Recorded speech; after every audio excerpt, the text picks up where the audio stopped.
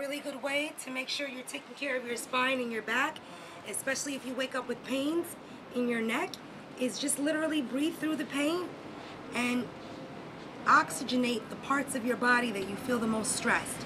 So drop your head to the right if you feel stressed in your left, and vice versa. Same thing. If you're here and you're laying down, a really good way to strengthen and to elongate your spine is by just straight doing the jackknife. So if your legs are here, start where you can. If it's here, you're enough.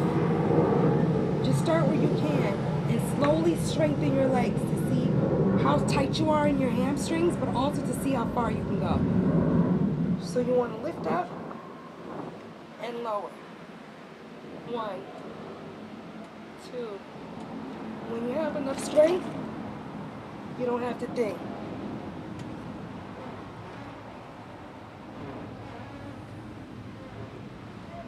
Like so. Go straight back. Lift up. Hold open. Hold open and strengthen. Nobody's there. Don't worry about how you look.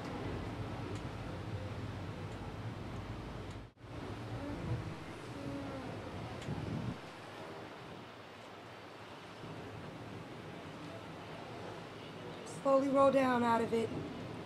Gauge where your body is by testing it. Same thing.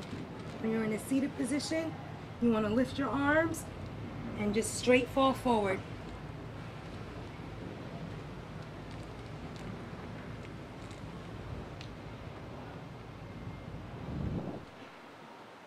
And again, take it a day at a time.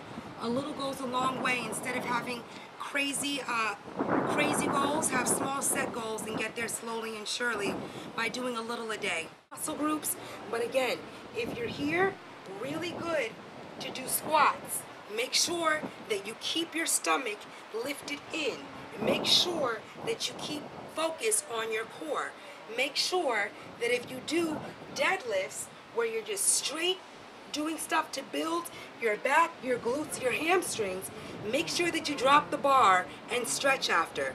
Whether it be in bed in the morning on a side assisted stretch where both your arms are up and you bend from the left to right.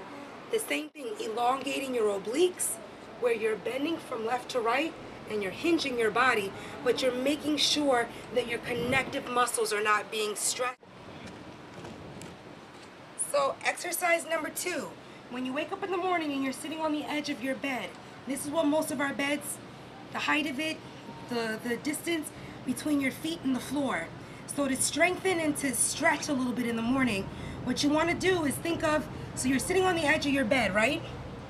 Think of just putting your foot on the edge of the bed. So if it's like this, just drape your foot on the edge of it. Like so, right? And what you want to start to do is start to relax this leg straight down so that you can make a 90-degree angle with this supportive leg.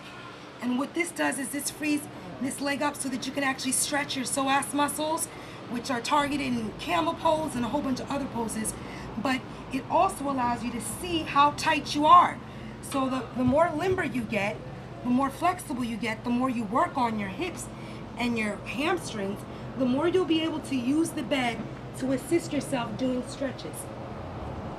Whether it be for your back, your side of your hip, sit back into your bed, push your hips back, and strengthen the leg that you're going to use to do lunges and everything.